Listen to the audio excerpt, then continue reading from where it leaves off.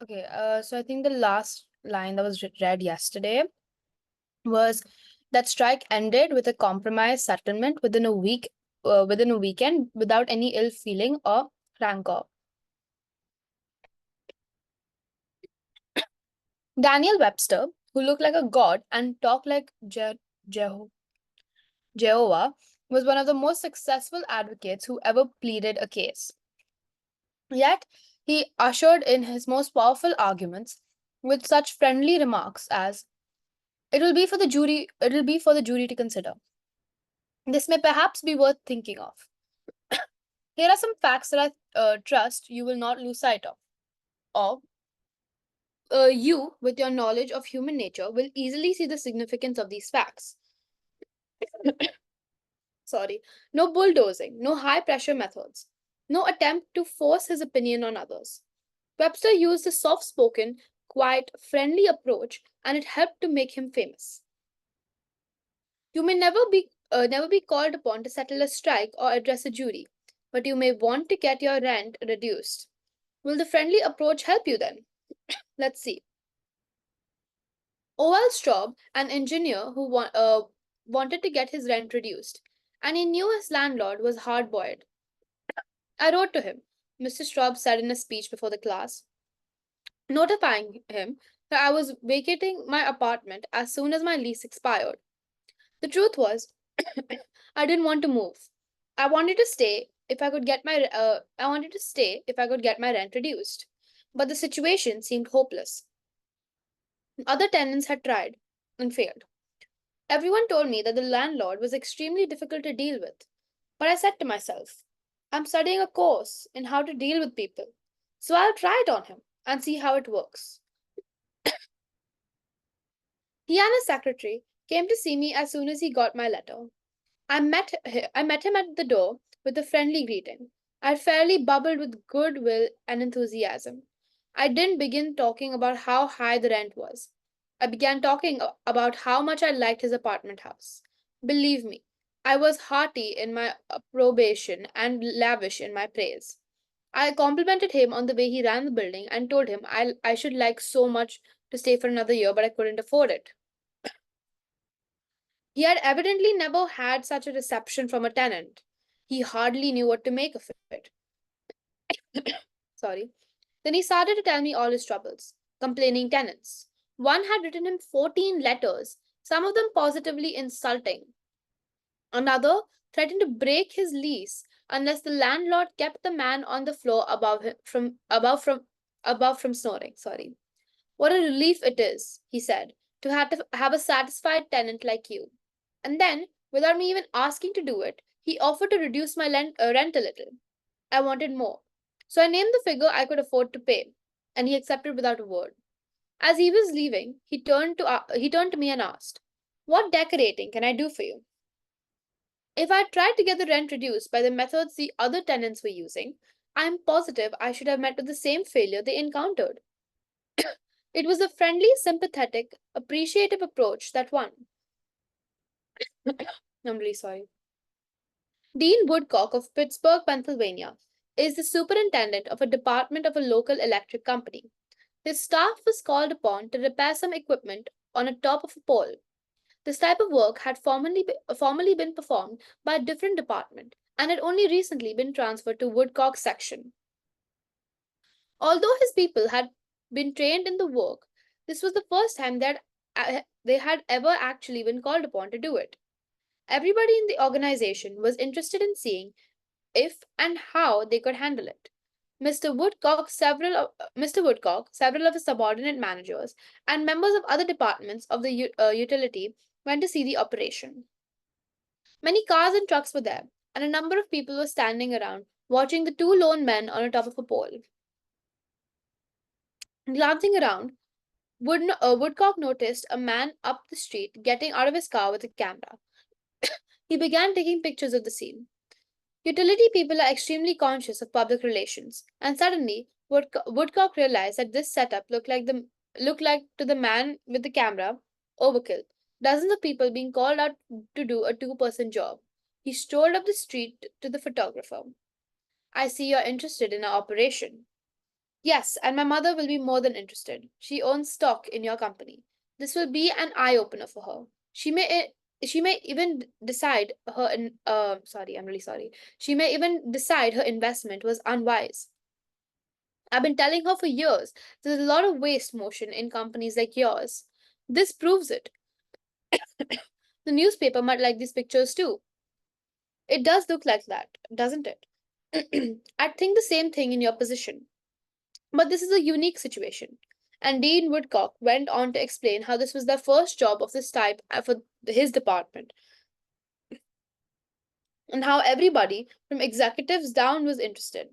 He assured the man that under normal conditions, two people could handle the job. The photographer put away his camera, shook Woodcock's hand, and thanked him for taking up the time to explain the situation to him. Dean Woodcock's friendly approach saved his company much embarrassment and bad publicity. Another member of one of our classes, Gerald H. Wynne of Littleton, New Hampshire, reported reported how by using a friendly approach he obtained a very satisfactory settlement on a damage claim. Early in the spring, he reported, before the ground had thawed from the winter freezing, there was an unusually heavy rainstorm, and the water, which normally would have run off to nearby ditches and storm drains along the road, took a new course onto a building where I had just built a new home. Sorry. Not being able to run off, the water pressure built up around the foundation of the house. The water forced itself onto the concrete basement floor, causing it to explode, and the basement filled with water. This ruined the furnace and hot water heater. The cost to repair this damage was in excess of $2,000. I had no insurance to cover this type of damage. However, I soon found out that the owner of this subdivision had neglected to put in a storm drain near the house, which could have prevented this problem. I made an appointment to see him. During the 25-mile trip to his office, I carefully reviewed the situation and remembering the principles I learned in this course. I decided that by showing my anger, but that showing my anger would not serve any worthwhile purpose. When I arrived, I kept very calm and started by talking about his recent vacation to the West Indies. Then, when I felt the timing was right, I mentioned the little problem of water damage. He quickly agreed to do his share in helping to correct the problem.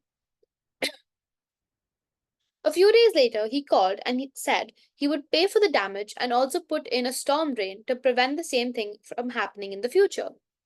Even though it was the fault of the owner of the subdivision, if I had not begun in a friendly way, there would have not been a great deal of difficulty in getting him to agree to the total liability. Years ago, when I was a barefoot boy walking through the woods to a country school out in the northwest Missouri, I read a fable about the sun and the wind. They quarreled about which was stronger, and the wind said, I'll prove I am. See the old man down there with the coat? I bet I can get his coat off him quicker than you can. I'm so sorry. So the sun went behind a cloud, and the wind blew until it was almost a tornado. But the harder it blew, the tighter the old man clutched his coat to him. Finally, the wind calmed down and gave up, and then the sun came out from behind the clouds, and then smiled kindly on the old man.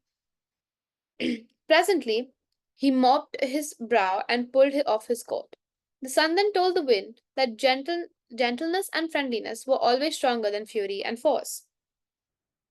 The use of gentleness and friendliness is demonstrated day after day by people who have learned that a drop of honey catches more flies than a gallon of gal. F. Gale Connor of Lutherville, Maryland, proved this when he had to take his 4-month-old car to a service department of a car dealer for the third time.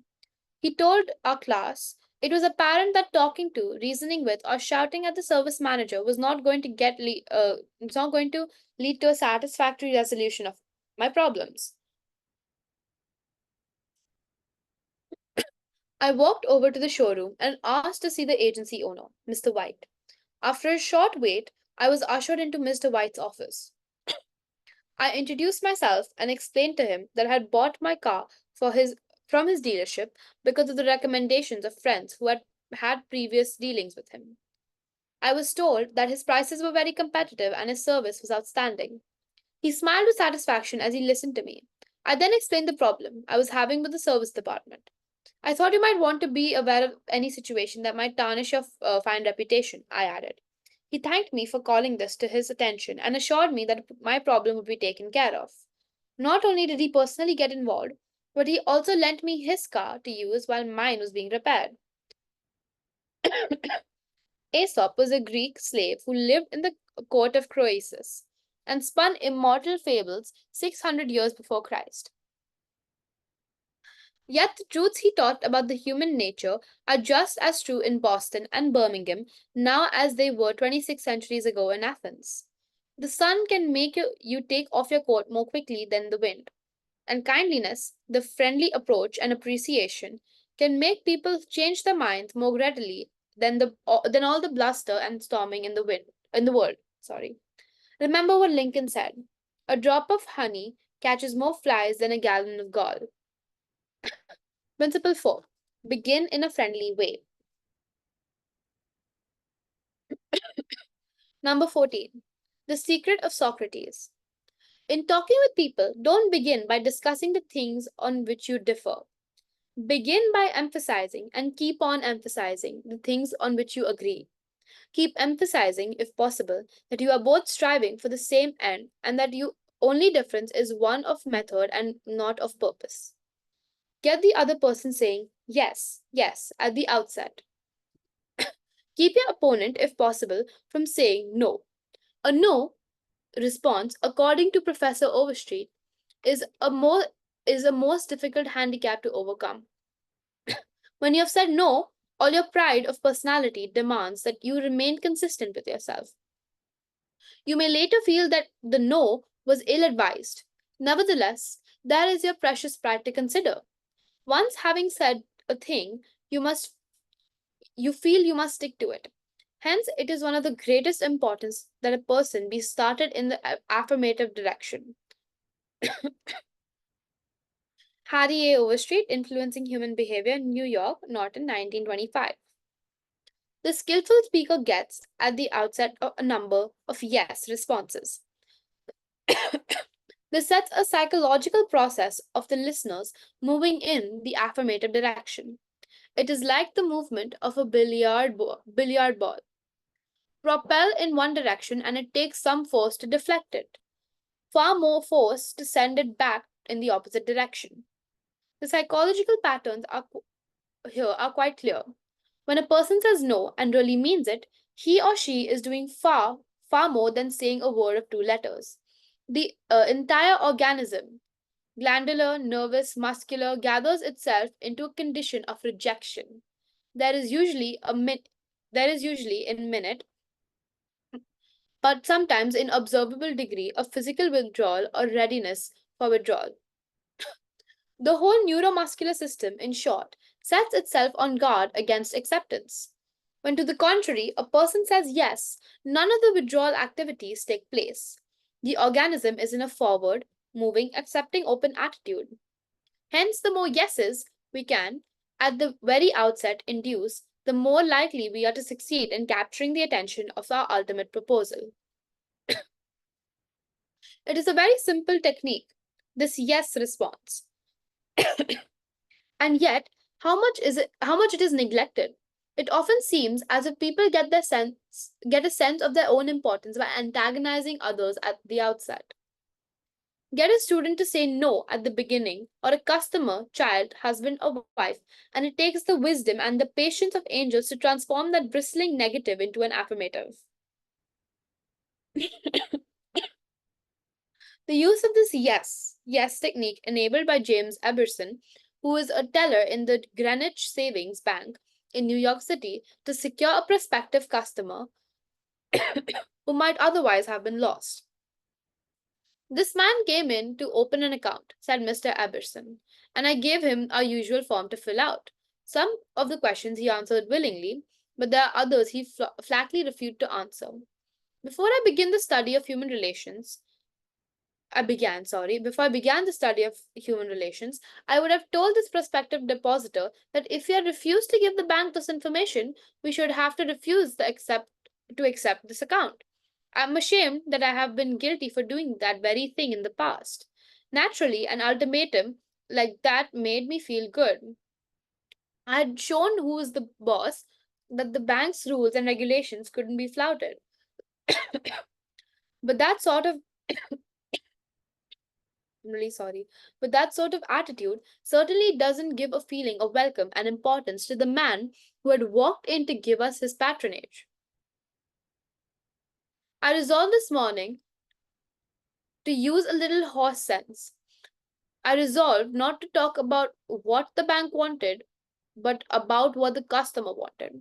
And above all else, I was determined to get him saying yes, yes from the very start. So I agreed with him. I told him the information he refused to give was not absolutely necessary. However, I said, suppose you have money in this bank at your death. Wouldn't you like to have the bank to transfer it to your next of kin, who is entitled to it according to law? Yes, of course, he replied. Don't you think, I continued, that it would be a good idea to give us the name of your next of kin so that in an event of your death we can carry out your wishes without an error or delay? Again, he said yes. The young man's attitude softened and changed when he realized we weren't asking for this information for our sake, but for his sake. Before leaving the bank, this young man not only gave me a complete information about himself, but he opened, at my suggestion, a trust account, naming his mother as the beneficiary of his account, and he gladly answered all the questions concerning his mother as well. I found that by getting him to say yes, yes, from the outset, he forgot the issue at stake and was happy to do all the things I suggested. Joseph Allison, a sales representative for Westinghouse Electric Company, had this story to tell. There was a man in my territory that our company was most eager to sell to. My predecessor had called him for 10 years without selling anything. When I took over the territory, I called steadily for 3 years without getting an order. Finally, after 13 years of calls and sales talk, we sold him a few motors. If these proved to be all right, an order for several hundred more would follow. Such was my expectation, right? I knew they would be all right.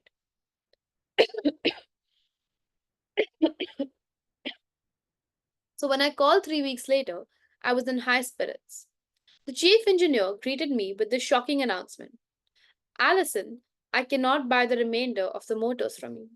Why? I asked in amazement. Why? Because your motors are too hot. I can't put my hands on them. I knew it wouldn't do any good to argue. I had tried to do that sort of thing too long. So I thought of getting the yes, yes response. Well, now look, Mrs. Smith, I said. I agree with you 100%.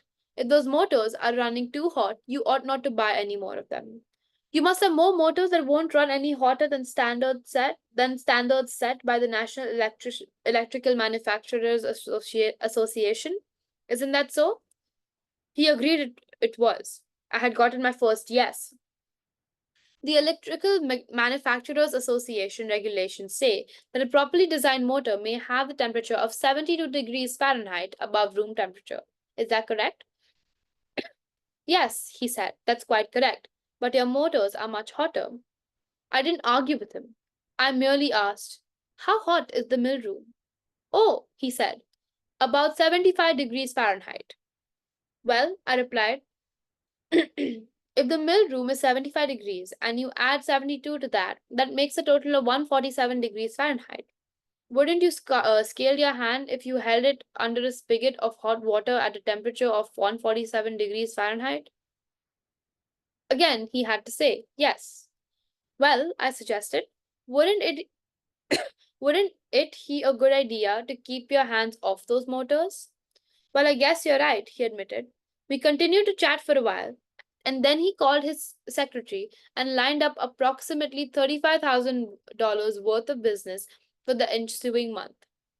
It took me years and cost me countless thousands of dollars in lost business before I finally learned that it doesn't pay to argue, that it is much more profitable and much more interesting to look at things from the other person's point of view and try to get that person to say yes, yes.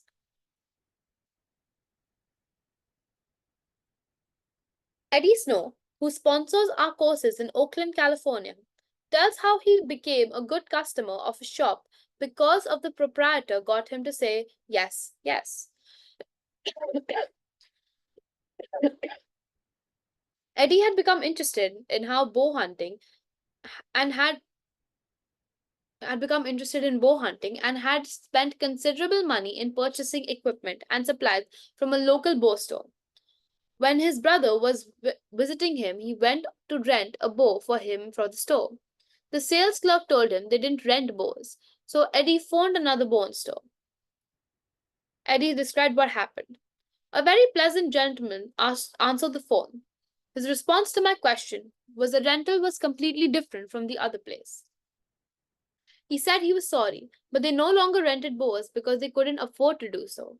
He then asked me if I had rented before. I replied, yes, several years ago. He reminded me that I was probably paying $25 to $30 for the rental. I said yes again. He then asked if I was the kind of person who liked to save money. Naturally, I answered yes. He went on to explain that they had bow sets which all with all necessary equipment on sale for $34.95. I could buy a complete set for only $4.95 more than I could rent one. He explained that he explained that is why they had continued discontinued renting them. Did I think that was reasonable? My yes response led to a purchase of the set, and when I picked it up, I purchased several more items at the shop and then have since become a regular customer.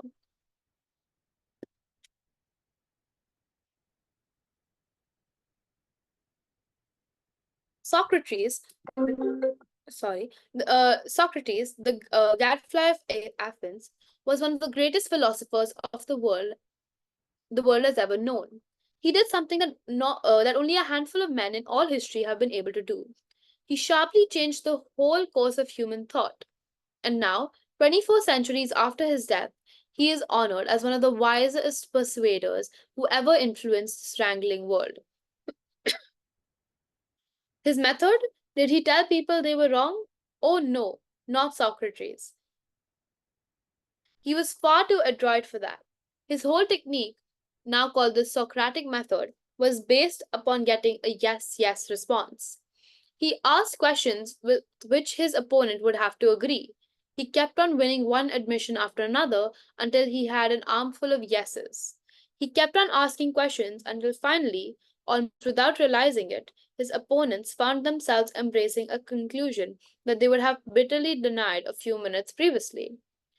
The next time we are tempted to tell someone he or she is wrong, let's remember old Socrates,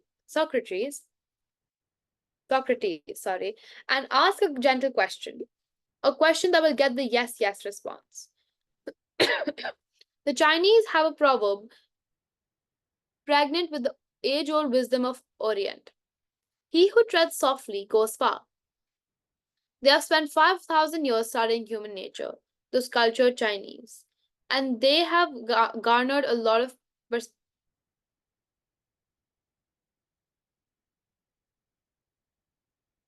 perspicacity. He who treads softly goes far. Principle 5. Get the other person saying yes, yes immediately. Number 15. The safety valve in handling complaints. Most people trying to win others to their way of thinking do too much talking themselves. Let them other people talk themselves out. They know more about the business and problems than you do. So ask them questions. Let them tell you a few things. If you disagree with them, you may be tempted to interrupt, but don't. It is dangerous. They won't they won't pay attention to you while they still have a lot of ideas of their own crying for expression. So listen patiently and with an open mind. Be sincere about it. Encourage them to express their ideas fully. Does this policy play in business? Let's see. Here is a story of a sales representative who was forced to try it. One of the largest automobile manufacturers in the United States was negotiating for a year's requirement of upholstery fabrics. Three important manufacturers had worked up fabrics in sample bodies. These had all been inspected by the executives of the motor company and noticed that they that and notice had sent to each manufacturer saying that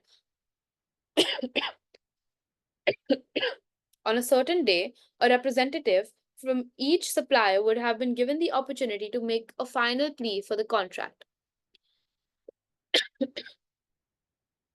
GBR, a representative of one manufacturer, arrived in town with a severe lack of laryngitis.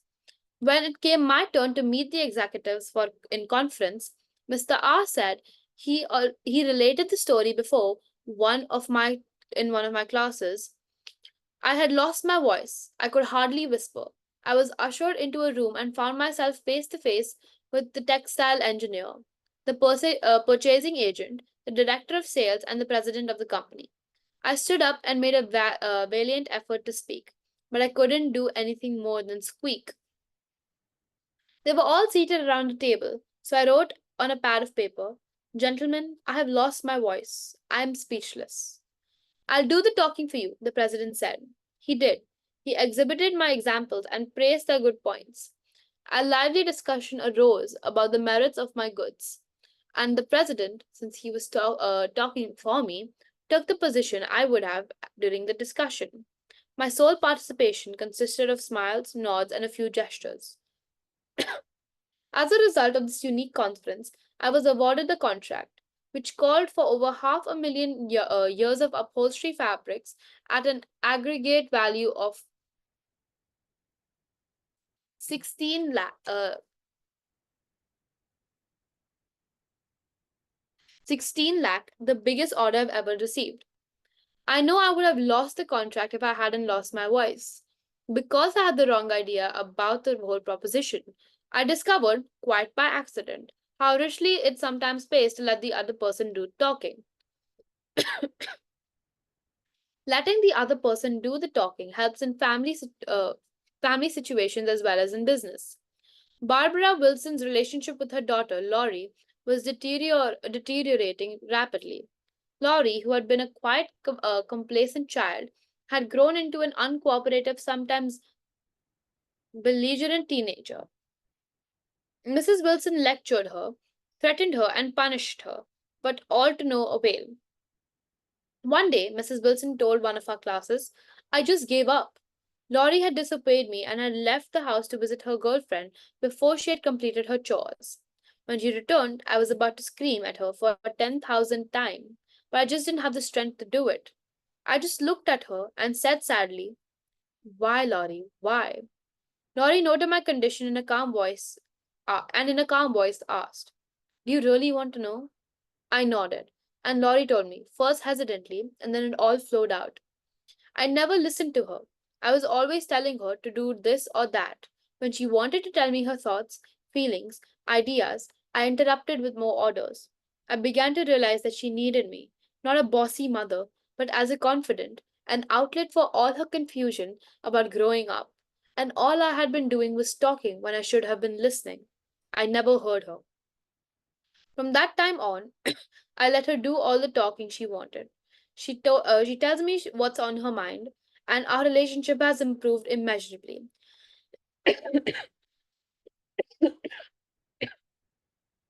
She's again a cooperative person. A large advertisement appeared on the financial page of a New York newspaper calling for a person with unusual ability and experience. Charles T. Cubilis answered the advertisement, sending his reply to a box number. A few days later, he was invited by letter to call for an interview. Before he called, he spent hours in Wall Street finding out everything possible about the person who had founded the business.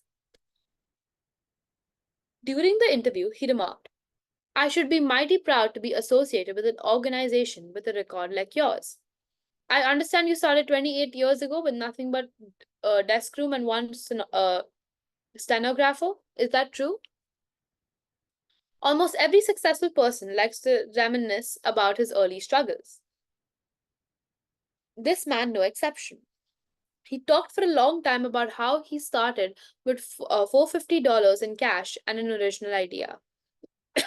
He told how he had fought against discouragement and battled against ridicule, working Sundays and holidays, 12 to 16 hours a day, and how he had finally won against all odds until now the most important executives on Wall Street were coming to him for information and guidance. He was proud of such record. He had a right to be, and he had a splendid time telling about it. Finally, he questioned Mr. Cubulus briefly about his experience, and then called in one of his vice presidents and said, I think this is the person we are looking for. Mr. Cubulus had taken the trouble to find out about the accomplishments of his prospective employer. He, sh- he showed an interest in the other person and his problems. He encouraged the other person to do most of the talking and made a favorable impression. Roy G. Bradley of Sacramento, California, had the opposite problem. He listened as a good prospect for a sales position he listened as a good prospect for a sales position, talked himself into a job with Bradley's firm, Roy reported. Being a small brokerage firm, we had no fringe benefits, such as hospitalization, medical insurance, and pensions. Every representative is an independent agent. We don't even provide leads for prospects as we cannot advertise them for our larger as our larger competitors do. Richard Pryor had the type of expert experience we wanted for this position, and he was interviewed first by my assistant, who told him about all the negatives related to this job. He seemed slightly discouraged when he came into my office. I mentioned that the one benefit of being associated with my firm, that of being an independent contractor and therefore virtually being self employed. Or as he talked about these advantages to me, he talked himself out of each negative thought he had when he came in for the interview. Several times it seemed as though he was half talking to himself as he was thinking about each thought. At times I was tempted to add to his thoughts. However, as the interview came to a close, I felt he had convinced himself, very much on his own, that he would like to work for my firm. Because I had been a good listener and let Dick do most of the talking, he was able to weigh both sides fairly in his mind, and he came to the positive conclusion, which was a challenge he created for himself. We hired for him. We hired him, and he had been an outstanding representative for our firm. Even our friends would much rather talk to us about their achievements than listen to us boast about ours.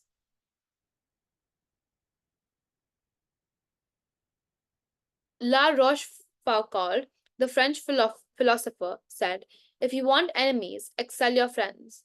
But if you want friends, let your friends excel you. Why is that true? Because when our friends excel us, they feel important. But when we excel them, they, or at least some of them, will feel inferior and envious. By far, the best liked placement counselor in the Midtown Personnel Agency in New York was Harinata G. It hadn't always been that way. During the first few months of her association with the agency, Henrietta didn't have a single friend among her colleagues. Why? Because every day she would brag about the placements she made, the new accounts she opened, and anything else she had accomplished. I was good at my work and proud of it, Henrietta told one of our classes. But instead of my colleagues sharing my triumphs, they seemed to resent them. I wanted to be liked by these people. I really wanted them to be my friends. After listening to some of the suggestions made in this course, I started to talk about myself less and listen to more to my associates.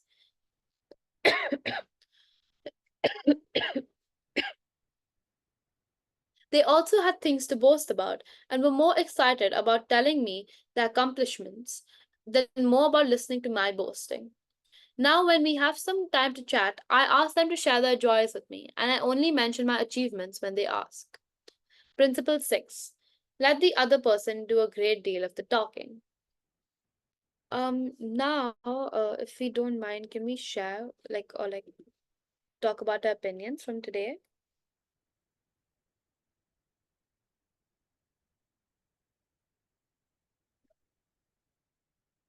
Anyone?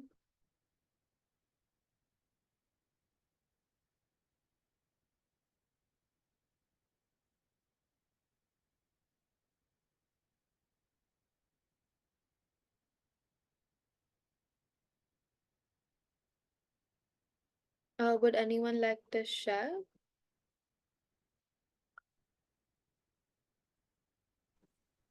Good evening, Drishti. Good Good evening. evening, everyone. Yes. In whatever we have read today, Yeah. the first thing, that drop of honey was yesterday only we had spoken about that you should always begin in a friendly way. You should Yeah. always talk about, like, I can always start with a fight. And if Yeah. I started the fight, anything, and it won't, the things won't get the way I want. And Mm-hmm. the second chapter, what we said, yes, yes, definitely. If I have a negative bent, first only when I start with no, because this happens with me. I'm talking about more personally. Many a times I start a sentence with a no, and Yeah. when I start a sentence with no, that means I'm first only giving a negative thought to the other person. I'm Hmm. myself negative, and I'm also giving the negative thought to the other person. And Yeah. it is really extremely, extremely difficult to turn that no into a yes. Hmm. Definitely, it's really extremely difficult. And many a times I try to reframe and like keep on thinking in my mind, how should I talk? But then that no is like I'm really working very hard on it, but that no is still not going. Yeah. And talking about that, in many a times, people like what at the ending that Henrietta told, that it is really very, people like to boast about themselves. I'm this, I'm that, and that, but nobody's interested in listening to that. Yeah, that's true. People are more interested in telling what I am. So Hmm. if I always keep on boasting that yes, this is that, I am this, I am that, definitely I'm not going to, my enemies will be more, my enemies will excel than my friends. Because nobody Yeah, is interested in talk. They'll always think that, yes, I'm the only one who's bragging. So hmm. it doesn't make sense. That's true. Yeah. Yeah. So let the other person do more of the talking, that is very much required. Yeah. Thank you so much, dear. Thank you. Harshita, would you like to share your thoughts?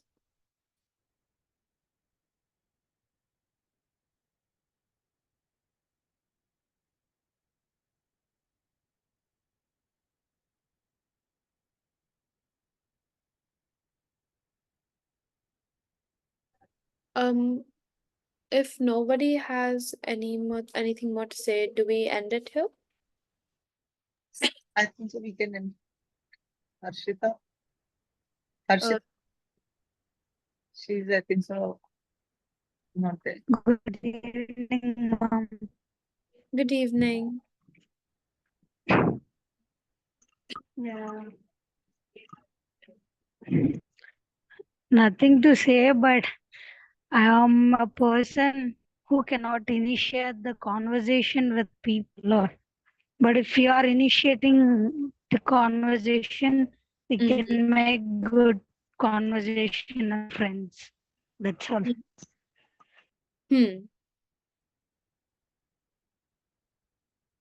Yeah, that makes sense.